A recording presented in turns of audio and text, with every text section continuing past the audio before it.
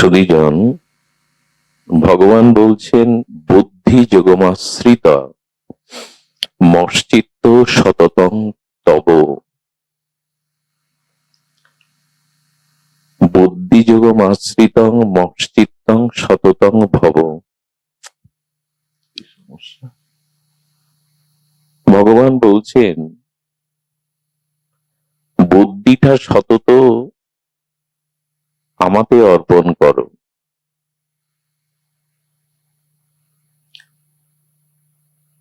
বুদ্ধি আমাতে অর্পণ করো, আমাকে আশ্রয় করেই যেন তোমার বুদ্ধি নিবেদিত হয়। বুদ্ধি কেন দিতে বলছেন ভগবান? দেখুন, জ্ঞানীর চিত্ত আর অজ্ঞানীর চিত্ত, এদের মধ্যে পার্থক্য কি? হৃদয় বলি, মন বলি, চিত্ত বলি, জ্ঞানীরও আছে অজ্ঞানীরও আছে।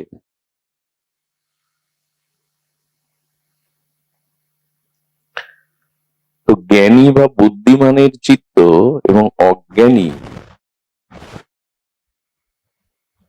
তাদের চিত্ত বা মন, এ দুটির পার্থক্য কি?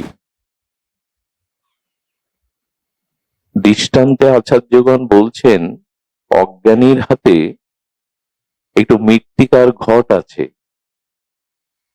জ্ঞানীরও হাতে মৃত্তিকার ঘট আছে। মাটির সেই ঘট ভেতরে বাইরে একই উপাদান দিয়ে গড়া। তো যেহেতু একই উপাদান দিয়ে গড়া, অজ্ঞানীর হাতের ঘট এবং জ্ঞানীর হাতের ঘট, অজ্ঞানীর মন বা জ্ঞানীর মন, পার্থক্য কোথায়? পার্থক্য হলো অজ্ঞানী যদি তার ঘটে বিষ পরিপূর্ণ করে রাখে, আর জ্ঞানী সেই একই মৃত্তিকার ভেতরে বাইরে উপাদান দিয়ে ঘটে অমৃত রেখে দেয়। বিষ থেকে বিষ জ্বালা হয়, যন্ত্রণা আসে, মৃত্যুর সম্ভাবনা মিশে থাকে, অমৃতে থাকে আনন্দ, আস্বাদন, জীবন। তেমনি জ্ঞানীর মন বা বুদ্ধি এবং অজ্ঞানীর মনোবুদ্ধিতে কি থাকে? অজ্ঞানী যিনি আমার মতো, তার মনে থাকে অজ্ঞানতা। আর জ্ঞানী যিনি, তত্ত্বজ্ঞ যিনি, ভগবানের ভক্ত যিনি, তার চিত্ত মাঝে থাকে বিশুদ্ধ জ্ঞান, বিশুদ্ধ অনুরাগ। মৃত্তিকার পাত্র দুটি সমান, দুটি একই উপাদান দিয়ে সৃষ্টি, কিন্তু অমৃত রক্ষা করা আর বিষ রক্ষা করা এক জিনিস নয়।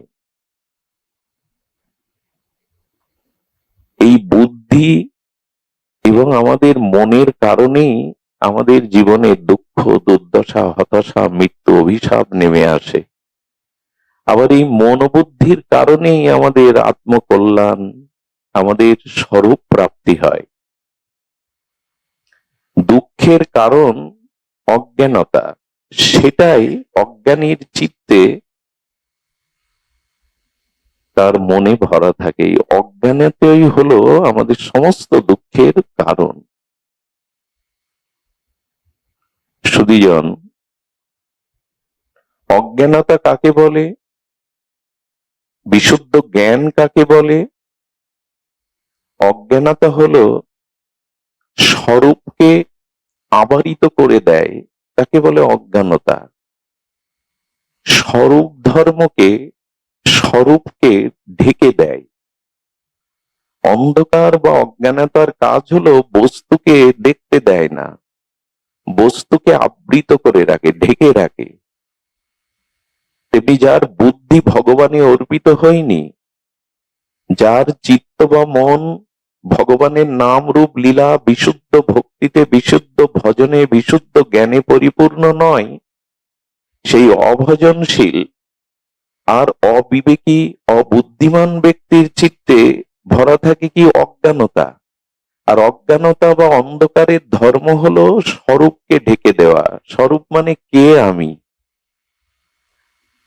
দেখুন, পৃথিবীতে পিপীলিকা থেকে শুরু করে আমাদের এই প্রত্যেকটি মানুষের, প্রত্যেকটি প্রাণীর শরীর তৈরি হয়েছে একই উপাদান দিয়ে। শুকুর কুকুর যে উপাদান, আমারও সেই উপাদান।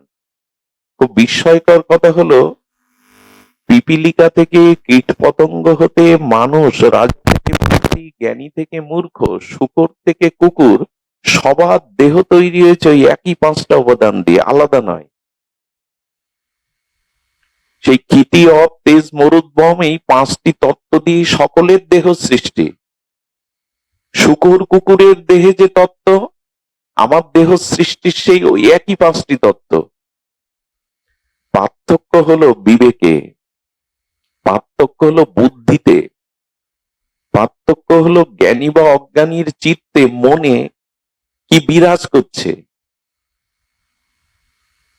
তো আমার মতো মাদিস,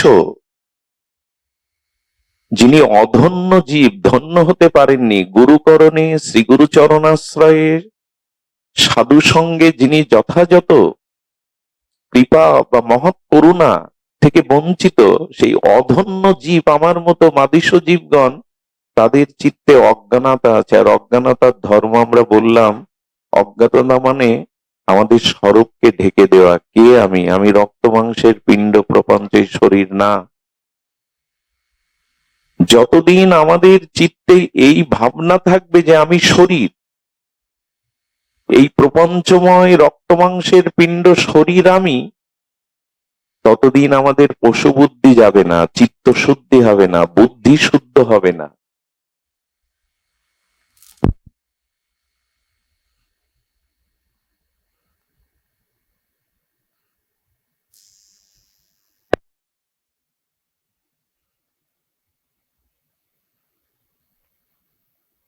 এনে পাচ্ছিল না। জয় শ্রী রাধে, জয় গৌর সুন্দর। তো কি হয়েছে, স্বরূপ ধর্ম ঢেকে দেওয়ায়, স্বরূপ পরিচয় বিস্মৃতি হওয়ায় আমাদের এই অজ্ঞানতা এবং ভগবত অসমর্পিত বুদ্ধি এবং জ্ঞান আমাদেরকে পতন ঘটিয়ে দেয়। স্বরূপে কিন্তু দুঃখ নাই। খুব ধ্যান দিন, আমাদের স্বরূপে মানে আমার সত্তা বা স্বরূপে দুঃখ নাই, জরাব্যাধি মৃত্যু নাই। সেখানে অখণ্ড অনন্ত আনন্দ রাশি। তুলসীদাস গোস্বামী বলছেন, জীবের পরিচয় দিয়ে বললেন, ঈশ্বর অংশ জীব অবিনাশী, চেতন অমল সহজ সুখ রাশি। আমার স্বরূপ কি? ঈশ্বর অংশ জীব অবিনাশী, চেতন অমল সহজ সুখ রাশি। গোস্বামী তুলসীদাস বলছেন, আমরা ঈশ্বরের অংশ, আমি অখণ্ড অদ্বয় পরতত্ত্ব ভগবানের চিত অংশ। আমার ভিতরে সত্তাতে যদি আমি দৃষ্টি দেই, কি আছে? অজর অমর শাশ্বত সনাতন চিরন্তন নবনবায়নমন আনন্দের সহজ রাশি আমার সত্তা। কিন্তু দেহতে আনন্দ নাই। এই জড় প্রপঞ্চময় রক্ত মাংসের পিণ্ড, দেহেতে আনন্দ নাই, কিন্তু দেহটাকে আমি ভেবে বসে আছি। আমার স্বরূপ জ্ঞান নাই। তো মাটির দুটোই পাত্র, একজন মৃত্তিকার পাত্রে অমৃত রেখেছেন, একজন বিষ রেখেছেন। তো বিষ থেকে সে জ্বালা ছাড়া, বিষের যন্ত্রণা ছাড়া কি করে অমৃত পাবে? আমার বুদ্ধিতে, আমার মনে, আমার জ্ঞানের মধ্যে ভরা রয়েছে এই দেহ আর দেহভোগের এই প্রপঞ্চ আকর্ষণ। কিন্তু যিনি মন বুদ্ধি ভগবানে অর্পণ করেছে, গুরু কৃপায়, মহৎ কৃপায়, শাস্ত্র কৃপায়, ভজন অনুরাগের দ্বারা যার স্বরূপ জেগেছে, আমি দেহ নই, আমি আত্মা, আমি অমল, আমি চেতন, আমি সহজ, আমি সুখের অনন্ত রাশি, আমাতে জন্ম নাই, মৃত্যু নাই, কর্মফল নাই, ব্যাধি নাই, এই স্বরূপ আত্মায় আমি। এই জায়গাটা পৌঁছে যান, দুঃখ নামক কোনো জিনিস, মৃত্যু নামক কোনো জিনিস, যন্ত্রণা নামক কোনো জিনিস আপনাকে স্পর্শ করবে না। কিন্তু আমরা মায়ামুগ্ধ জীব, আমাদের বুদ্ধি ভগবানে অর্পিত হয়নি, আমাদের বুদ্ধি শুদ্ধ হয়নি, যে কারণে দেহকে আমি ভেবে আমি দেহ, আর দেহ সম্পর্কে যারা স্ত্রী পুত্র আমার, এই আমি এবং আমার এটাই অজ্ঞানতা, আর এটাই ভরা রয়েছে আমার বুদ্ধি এবং মনে। এই জন্য আমার জন্ম মৃত্যু দুঃখ ব্যাধির নিরূপণ হচ্ছে না, নিরাময় হচ্ছে না। এই হলো বেদের সার কথা, উপনিষদের সার কথা। এই জন্য সনাতন গোস্বামী 700 সনাতন প্রশ্ন করেছেন শ্রীমান মহাপ্রভুর চরণে, কে আমি? আমি দেহ নই, আমি এই রক্ত মাংসের প্রপঞ্চ পিণ্ড নই, ঈশ্বর অংশ, জীব অবিনাশী, আমার জন্ম মৃত্যু নাই, আত্মার এগুলি নাই। কিন্তু সেই আত্মতত্ত্বের অনুসন্ধান কোথায়?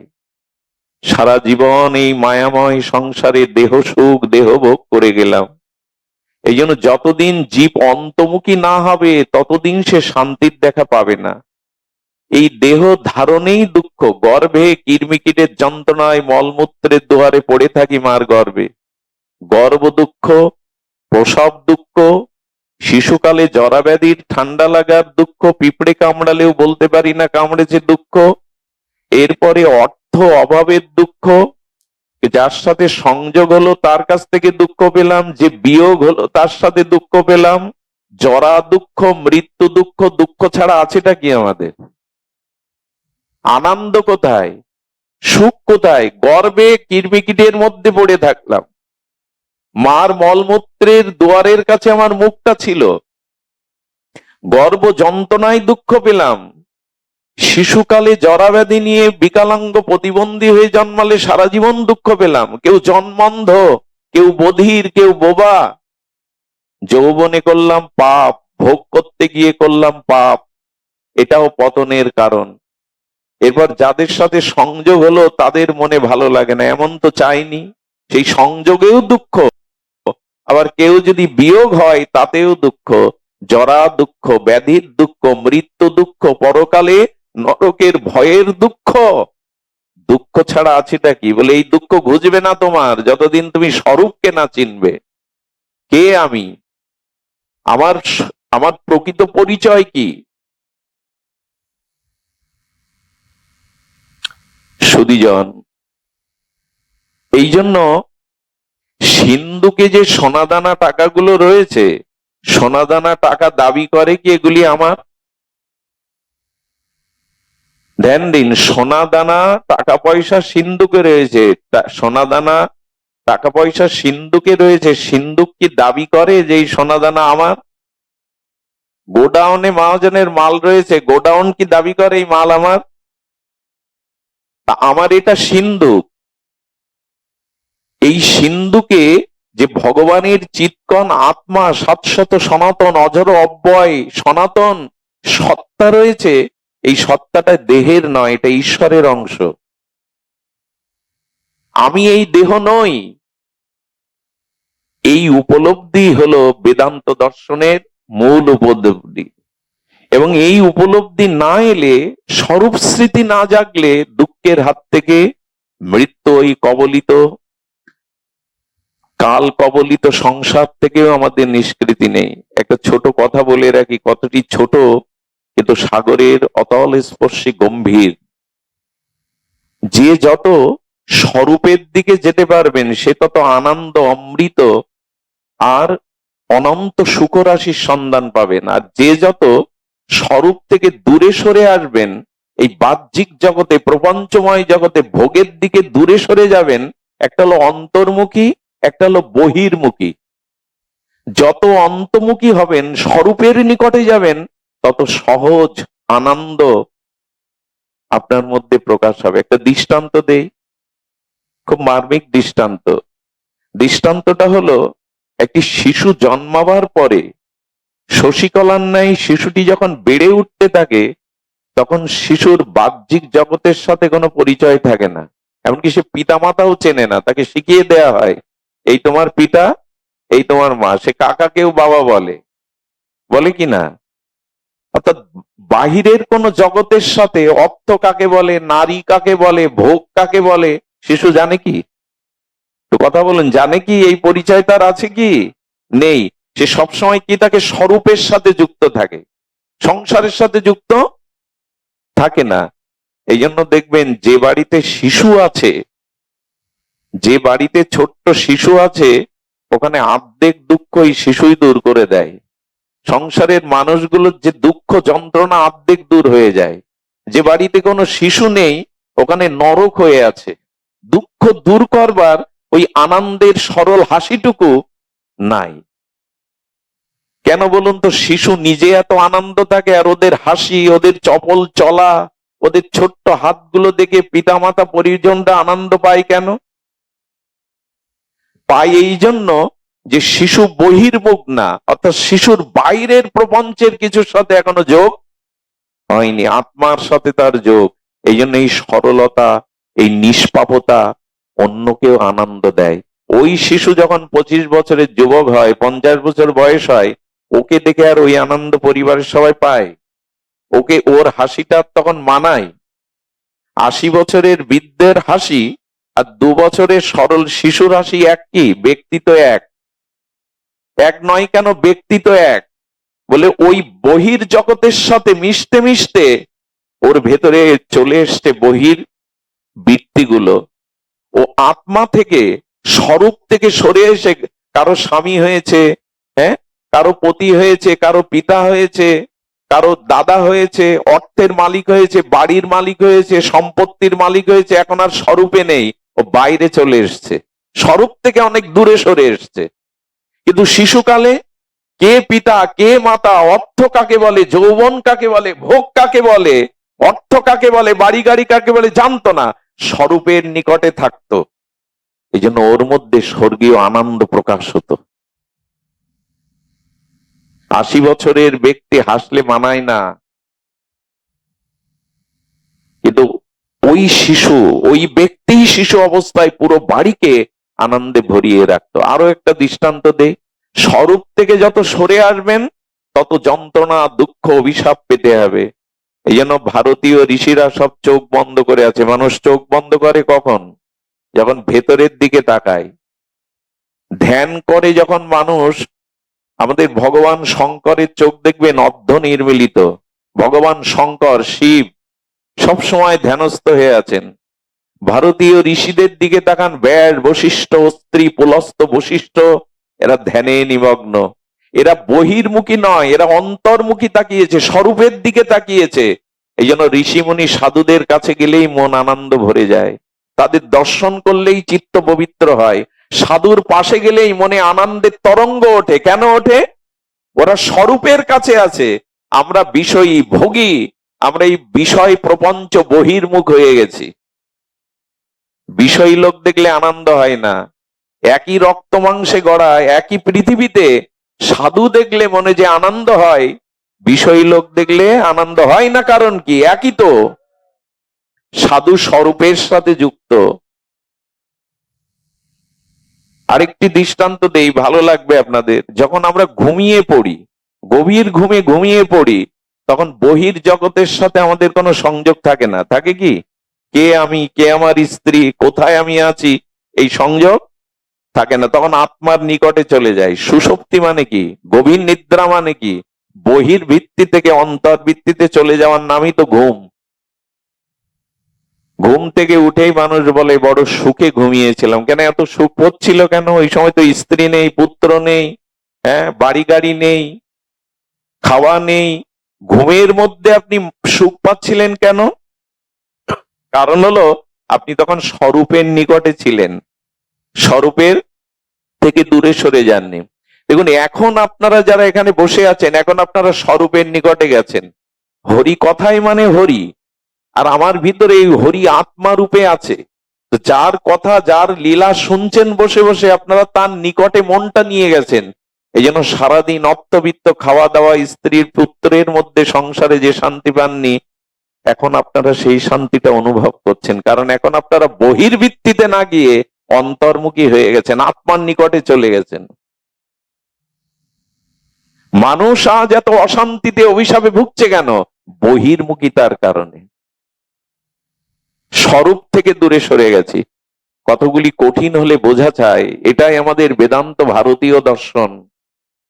আমি একটা অনুরোধ করব আপনাদের কাছে, কথাটি যদি মনে রাখেন, সেটি হলো, আমার সুখ অন্য কোনো ব্যক্তি ও বস্তুর কাছে যতদিন এই ভাবনা আপনার বুদ্ধিতে থাকবে, আপনি সুখী হতে পারবেন না। কি বললাম? আমার সুখ অন্য কোনো ব্যক্তি বা অন্য কোনো বস্তুর কাছে আছে, ওদের কাছ থেকে আমি সুখী হব, এই বুদ্ধি যতদিন আপনার আছে, ততদিন জগৎ আপনাকে শান্তি বা সুখ দিতে পারবে না। সুখ আসলে বাইরে কারো কাছে কোনো বস্তুর মধ্যে নেই, সুখ আছে নিজের স্বরূপে। আনন্দটা ভেতরে।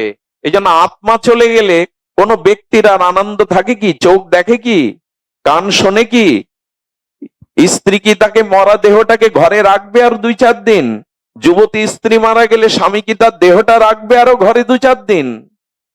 আনন্দই চলে গেছে, সুখই চলে গেছে। আছে তো দেহ, ওই যৌবন আছে, ওই নখ থেকে কেশাগ্র সব আছে, ভালোবাসা প্রিয়তা নেই কেন? পুড়িয়ে দেওয়ার ব্যবস্থা কেন? বলে আনন্দ যে এসে চলে গেছে।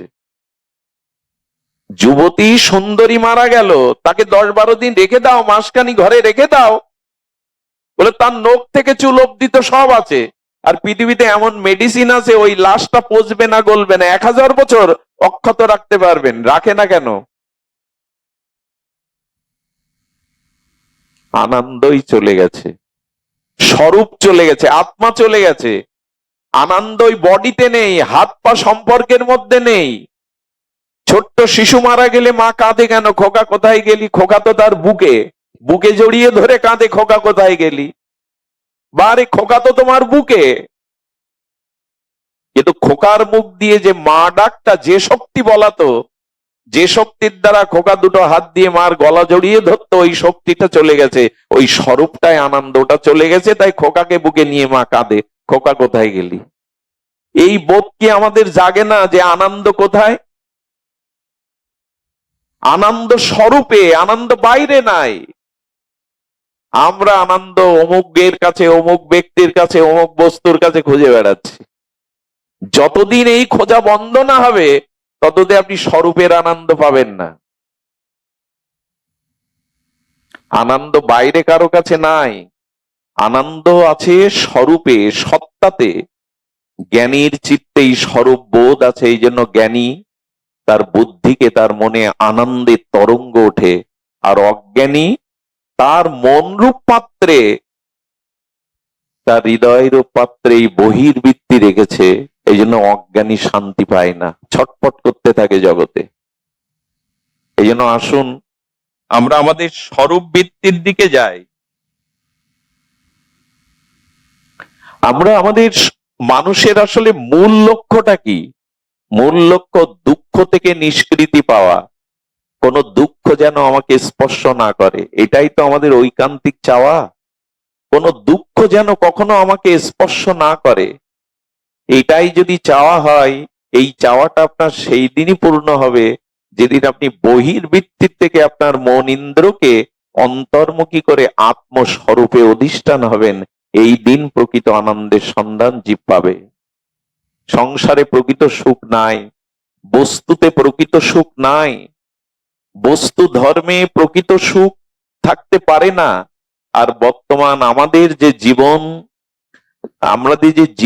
আমরা যেভাবে পরিচালনা করছি, তাতে আর সুখের মুখ দেখতে হবে না পৃথিবীর মানুষ। কারণ মানুষ এখন কৃত্রিম ভাবে আর বহির্বৃত্তির থেকে সুখ পেতে চাইছে।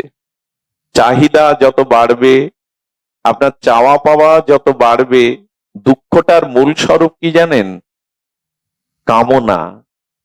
আপনি জগতে যত চাইবেন, যত কামনা আপনার ভেতরে জাগবে এই দেহ সুখের, সংসার সুখের, তত আপনি দুঃখে নিমজ্জিত হবেন।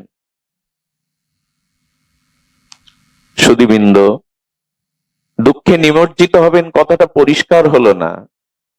দেখবেন এখান থেকে 100 বছর আগে ফিরে যান, এই 100 বছর আগে যদি ফিরে তাকান ইতিহাসের দিকে, অনেক মানুষ খাট নামক বস্তুটা, পালঙ্ক নামক বস্তুটা চিনত না, মাটিতেই শয়ন করত। যারা পুরনো দিনের মানুষ তারা এই কথার সাথে সহমত পোষণ করবেন, কিন্তু মানুষের রুচি এলো পালঙ্কে থাকতে হবে। দ্বিতীয় বিশ্বযুদ্ধের পরে পৃথিবীতে শিল্প বিপ্লব ঘটে গেল, আর শিল্প বিপ্লব মানে রুচির পরিবর্তন হতে থাকলো। এটা না হলে হবে না, ওটা না হলে হবে না। এই যখন চাওয়া বাড়তে লাগলো, আর চাওয়া পূরণের জন্য মানুষের ধন আকাঙ্ক্ষা, ভোগের আকাঙ্ক্ষা বেড়ে গেল, আর যখনই এই বহির্বিত্রে বেড়ে গেল, তখনই মানুষের জীবনে এই না পাওয়াটাই, আচ্ছা দেখবেন, তৈরি করা ইচ্ছা, তৈরি করা বাসনা কামনা আর প্রকৃতির সহজাত পরিপূরণ, এই দুটোর মধ্যে পার্থক্য কতটা খুবই মূল্যবান। প্রকৃতি স্বাভাবিকভাবে একটা মানুষকে যা প্রয়োজন, জগতের প্রাণীকে প্রয়োজন, প্রকৃতি স্বাভাবিকভাবে তা দিয়ে থাকে। মানুষ যখন প্রকৃতির উপরে নির্ভর না করে নিজের বাসনা রুচি বাড়াতে গেল, তখনই সে সমস্যায় পড়ে গেল। তার একটা ছোট্ট দৃষ্টান্ত দেই। মানুষ ব্যতীত পৃথিবীতে যত প্রাণী আছে তারা কি চাকরি বাকরি, ব্যবসা, টাকা রোজগার করে খায়? অন্য কোন প্রাণীর পেশা আছে? একটু কথা বলুন, আছে কি? কিন্তু আজ মানুষ এই 21 শতাব্দীতেও না খেয়ে মারা যাচ্ছে। কিন্তু বিধাতার সৃষ্টিতে প্রকৃতির উপর নির্ভরশীল মানুষ ব্যতীত অন্য কোন প্রাণী না খেয়ে মরে না। তারা ঠিক ঠিক আহার প্রকৃতি তাদের দিয়ে দেয়, যায় কিনা? পৃথিবীতে পিপিলিকার সংখ্যা কত বিজ্ঞানীরা বলতে পারবে না। কীট পতঙ্গ, হিংস্র জীব জন্তু, সমুদ্রের এই মাছগুলো কি খেয়ে বেঁচে থাকে? ওরা আয় করে, ওরা চাকরি করে, ওরা ব্যাংক ব্যালেন্স করে প্রকৃতির উপর নির্ভর করে। তো যে ভগবান ওদের চালাচ্ছে তার বুদ্ধি শুদ্ধি নাই যে আপনার চলবে কি করে। আপনি আপনার চাহিদা বাড়িয়েছেন, আপনি আপনার বাইরের ভোগবৃত্তি বাড়িয়েছেন, আর এই না চাওয়াটা না পাওয়াই দুঃখ।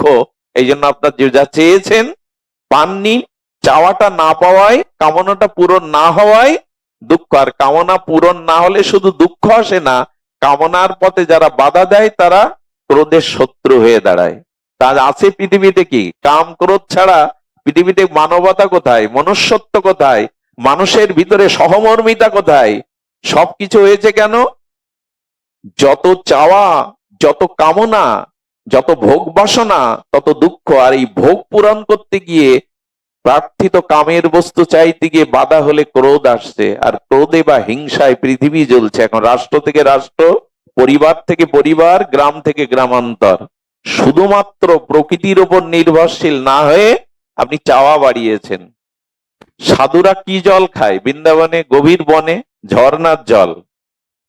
নীতা আম্বানি এক লিটার জল খায়, তার দাম কত জানেন? ভারতের আম্বানি গ্রুপের যে নীতা আম্বানি, 1,65,000 টাকা 1 লিটার জলের দাম। আমরা আমাদের বাসনাটাকে, সাধুরা ঝর্ণার জল খেয়ে বেঁচে আছে সুস্থ শরীরে। বিরাট কোহলি যে জলটা খায়, 65,000 টাকা 1 লিটার জলের দাম। এটা না হলেও সাধুরা বাঁচে। এখনো গ্রামের অবুঝ সাধারণ লোক ওই জল খেয়ে বেঁচে আছে। আসলে আমার চাওয়াটা, আমার কামনাটা, বাসনাটা আমরা কোনো সীমাতে রাখি না। প্রকৃতির উপর নির্ভরশীলতা কমাতেই পৃথিবীতে নেমে আসছে এই দুর্যোগ। পৃথিবী আজ ধ্বংসের দ্বার প্রান্তে দাঁড়িয়ে। এর একটাই কারণ, আপনি আমি প্রকৃতির ইচ্ছা বা প্রকৃতির উপরে নির্ভরশীল না হয়ে আমাদের বাসনা কামনাকে বাড়াতে চেষ্টা করেছি। 100 বছর আগের মানুষের চাওয়া পাওয়াটা খুব সীমিত ছিল, নির্ভরশীল ছিল প্রকৃতির উপরে। আমি গতকাল বলছিলাম, মানুষ যত তার বাইরের সুখ বাসনা, ভোগ বাসনা বাড়াতে যাচ্ছে, তত ঝঞ্ঝাট বাঁধিয়ে ফেলছে। মনে করছে সুখের সম্ভার করছি, দুঃখকেই ডেকে আনছে। পায়ে হাঁটা মানুষগুলোর অনেক সুবিধা ছিল আগে। 2 কিলোমিটার বাজার পায়ে হেঁটে যাবে। এখন পায়ে হাঁটার সময়ের প্রয়োজন, সময় বেড়েছে, সাইকেল চাইলো। সাইকেলের সুবিধা হলো একটু তাড়াতাড়ি যেতে পারলেন, কিন্তু অসুবিধাও জোগাড় করলেন। সাইকেল পড়ে যেতে পারে, খানাখন্দ পড়ে যেতে পারে, টায়ার বাস্ট হয়ে যেতে পারে, পারে কিনা? কারোর সাথে অ্যাক্সিডেন্টও করতে পারেন। সাইকেল চালাতে চালাতে মোটর সাইকেল, ওখানে তো আরো বিপদ। এখন যা মরে রাস্তাঘাটে, আমি তো প্রতিদিনই রাস্তায় চলি, যেভাবে রং ভাবে চালানো হয়, বিশেষ করে যুবকরা যেভাবে মোটর সাইকেলে চালায়, তাতে তো প্রায় শোনা যায় কত মার্কল খালি হচ্ছে। আরো চাহিদা বাড়লো বিমান পর্যন্ত। মানুষ প্রকৃতির ইচ্ছায়, প্রকৃতির সহজাতা থেকে যখন বেরিয়ে নিজের ভোগ বাড়াতে গেল, ওই গতকাল বলছিলাম, যত আপনার বাইরের বৃত্তির ভোগ বাড়াবেন, এক সাধু সন্ন্যাসী হয়ে জঙ্গলে কুঠির বেঁধে ভজন করছে। সাধুর আছে কি? একখানি কাপড় আর একটা গীতা। এখন জঙ্গলের মধ্যে কুটিরে ইঁদুর এসে সেই গীতা কেটে দেয়, কাপড় কেটে দেয়। সাধু কি করবে? আমার একটাই কাপড়, একটি গীতা পড়তে হয় কাপড়, আর পড়তে হয় গীতা, পাঠ করতে হয়। তো এইভাবে ইঁদুর যদি কেটে দেয়, ইঁদুরই কি করব? গ্রামের এক বিষয় লোককে ডেকে বলছেন, বাবা কি করি বলো তো? বলে, এই বুদ্ধি আপনার মাথায় না, একটা বিড়াল পুষুন। বিড়াল পুষলে তো সমস্যার সমাধান হয়ে যায়। বিড়াল এলো, বিড়াল ইঁদুর তাড়াতে লাগলো, কিন্তু বিড়ালকে তো কিছু দিতে হবে খেতে। বিড়ালের খাদ্য, আবার সেই বিষয়ী লোকের পরামর্শ, বাবা বিড়াল পুষেছেন, আপনি তো মাছ মাংস খান না, নিরামিষ, আমরা একটু করে দুধ দিয়ে যাই প্রতিদিন। প্রতিদিন লোকের কাছে সাধুর দুধের আশায় বসে থাকলে হয়? ওদের কাছে প্রত্যাশা করতে করতে বললে, বাবা দুধ আর প্রতিদিন কে দেবে আপনাকে? একটা কাজ করুন, একটা গাভী পুষুন, গাভীটাও দুধ দেবে, বিড়ালটাও সমাধান হবে। আচ্ছা, গাভী আনার পরে তার ঘাস কুটোর চিন্তা এসে গেল। ওই ঘাস কুটো কোথায় জোগাড় করবে? তার ভজন সাধন চুলোই যেতে লাগলো। সুবিধা যত বাড়াতে লাগলো, জাগতিক সমাধান যত বাড়াতে লাগলো, সমস্যা তার বাড়তে লাগলো। গরুর খাদ্য জোগাড় করার জন্য আবার সেই বিষয় লোক পরামর্শ দিল, বাবা 2 বিঘা জমি আছে আমার, এটা আপনি ঘাস ধান চাষ করেন, ওতেই চলে যাবে।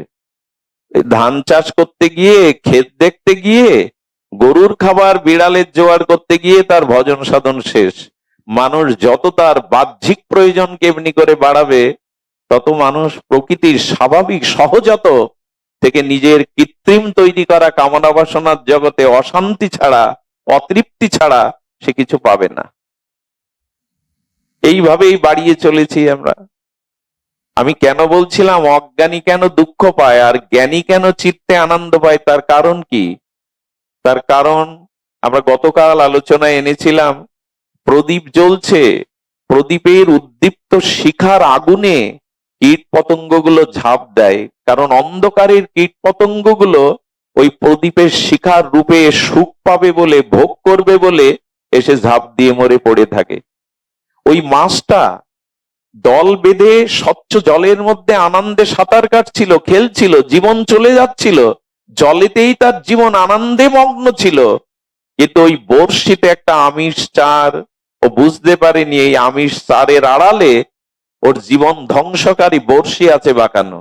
ওই আমিষ চার গিলতে গিয়েই ওর মরণ হলো। আরে মাছ জানে না যে ওই আমিষ চারের আড়ালে বড়শি আছে, আর কীট পতঙ্গ জানে না যে আগুনের রূপে ঝাঁপ দিলে পুড়ে মরতে হবে। আপনার আমার বুদ্ধি আর বিবেক তো আছে, কোথায় ঝাঁপ দিলে মরতে হবে? ওরা অজ্ঞানী, ওরা জানে না, তাই ঝাঁপ দিয়ে মরে। আমরা তো জানি, আমাদের তো বিবেক আছে, ভগবান তো আমাদের বুদ্ধি দিয়েছে, কোথায় ঝাঁপ দিলে পুড়ে মরতে হবে। এখন আমরা যদি সেই ঝাঁপ দিই, তাহলে আমাদের বুদ্ধি কোথায়? অজ্ঞানতা যার হৃদয়ে আছে, ওই ঝাঁপ দিয়েই মরছে তারা। রূপের আগুনে, বিষয় ভোগের আগুনে ঝাঁপ দিয়েই তারা মরছে।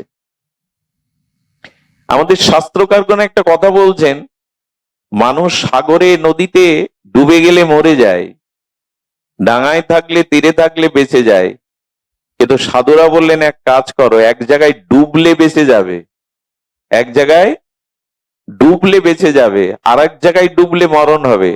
সেটা হলো এই সাধু সঙ্গরূপ হরিকথার সাগরে ডুব দাও।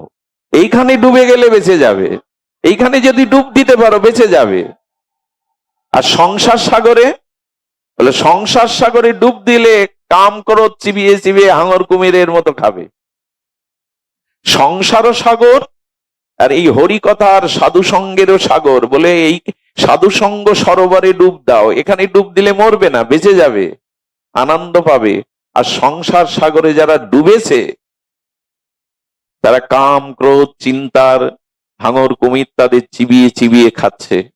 এই জন্য শাস্ত্রে বলছেন সংসারে তীরে দাঁড়িয়ে থাকো, তাহলে আর ডুববে না। মানে অত ভোগের মধ্যে যেও না, একটু সংযম হয়ে থাকো, একটু ত্যাগ নিয়ে তীরে থাকো, আর সাধু সঙ্গে একবার ডুব দাও। এইখানে ডুব দাও, ওখানে তীরে থাকো। আমরা উল্টে ফেলেছি, সংসারে কামনা বাসনায় ডুব দিয়েছি, আর সাধু সঙ্গে তীরে দাঁড়াই। আজ শরীর ভালো লাগছে না, আজ অনেক